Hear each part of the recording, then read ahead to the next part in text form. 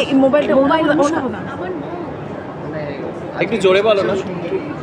বিয়ের দিনকে একটা আলাদা রূপ ছিল। এইটা খুব মানে কঠিন টাস্ক রুদ্রদাকে বলা হলো যে জোরে বলো। হ্যাঁ সেই রুদ্রদার গলা মানে মানে জোর হয় না, খুব তাহলে এটা মনিকাদের জন্য সুবিধা। আমার প্রচন্ড জোর, বলছে ছেলেদের আওয়াজ একটু আস্তে থাকলে বাড়িতে সাথে থাকবে। আচ্ছা আজকে মেয়ে বলুক মা না বাবা, লুকে কে এগিয়ে একটু শুনি। দুজনেই, আমি দুজনকে এরকমভাবে ডিসক্রিমিনেট করতে পারবো না, দুজনকেই খুবই ভালো দেখতে লাগছে। অফকোর্স বাবা, এখন বাবার নতুন নাম হয়েছে হলো পপসি, সেটা আমি এখন মানে এটা সিক্রেট ছিল যে আমি রিভিল করলাম সবার সামনে। তো পপসি তো গ্লো করছেই, আর মা তো আলাদা গ্লো করছে। মা বললাম না দুদিনে আলাদা আলাদা পুরো দুর্গা ঠাকুরের মতো। আচ্ছা রুদ্রদার কাছে শুনি কি কি দায়িত্ব নেওয়া হলো, ভাত কাপড়ের সময় কি কি বলা হলো? অনেক দায়িত্ব এই ফোনটা বললাম নেব, নিল না। যেমন মানে উল্টে আমাকে বললো যে আমি দায়িত্ব নিই। আচ্ছা না, আমি দায়িত্ব নিচ্ছি বলিনি, আমি বলেছি যে তুমি সবসময় আমার পাশে থাকবে, এই দায়িত্বটা নাও। আমাকে একটু হাসি খুশি আমরা সবাই মিলে থাকবো, এই দায়িত্বটা নাও।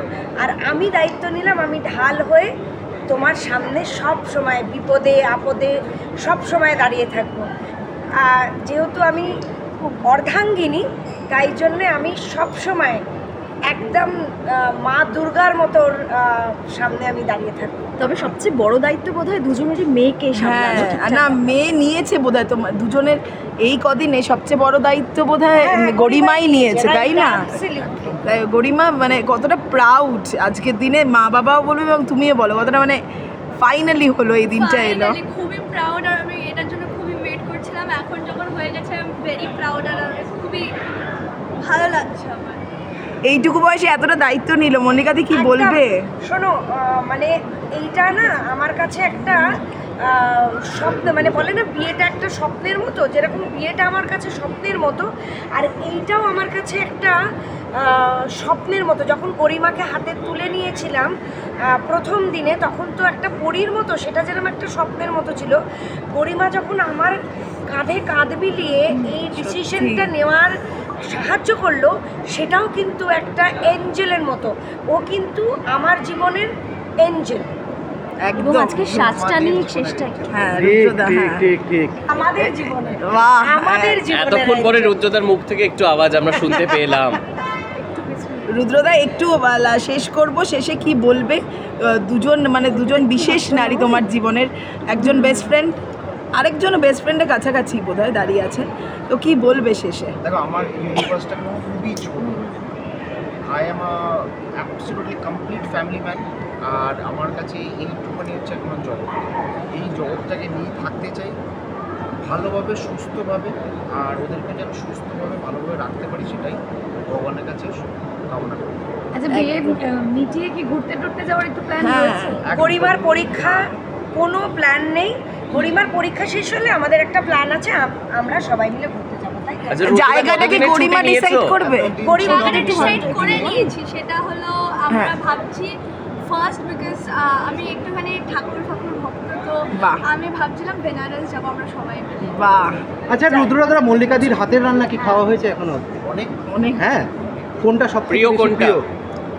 আমি 1 বছর ধরে একটা মানত করেছিলাম বলে মাটন আর মানে বিরিয়ানিটা ছেড়ে দিয়েছিলাম। ওর হাতের মাটন আর স্পেশাল যেরকম অনেক রকমের পরোটা, আমি জানতাম না অতটা পরোটা হয় অ্যাকচুয়ালি। এটা আমি আমার শ্বশুরবাড়ির দৌলতাকে জানতে পেরেছি। আমার শাশুড়ি আর আমার বউ অনেক রকমের পরোটা বানাতো, তোমরা প্লিজ এসে একদিন খেও।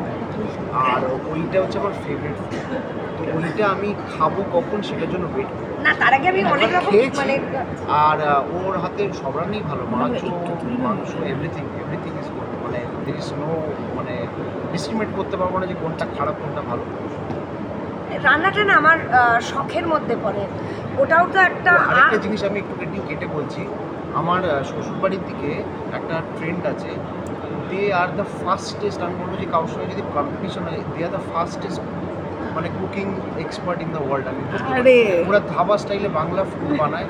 খিদে পেয়েছে, 5 মিনিটস ডান, গরম ডাল ভাত সবই। কোথা থেকে হলো কী করে হলো আমি জানি না, খোঁজার জিজ্ঞেস করিনি, বাট আই নো দ্যাট গরম ওই ধোঁয়া যতক্ষণ না উঠছে না হলে এটা খাবার নয়।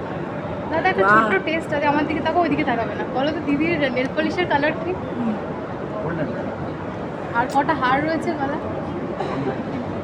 আন্দাজ আমার বউকেই দেখতে থাকি আমি, আমরাই আগে দেখে নিয়েছি ভালো করে। আমি আমার গয়নাও দরকার নেই, আমার মেকআপও দরকার নেই, কিছু দরকার নেই। I have the most beautiful women with me right now. আমি ওকেই দেখতে পাচ্ছি। Thank you so much. চলো, থ্যাংক ইউ সো চলো। মাচ।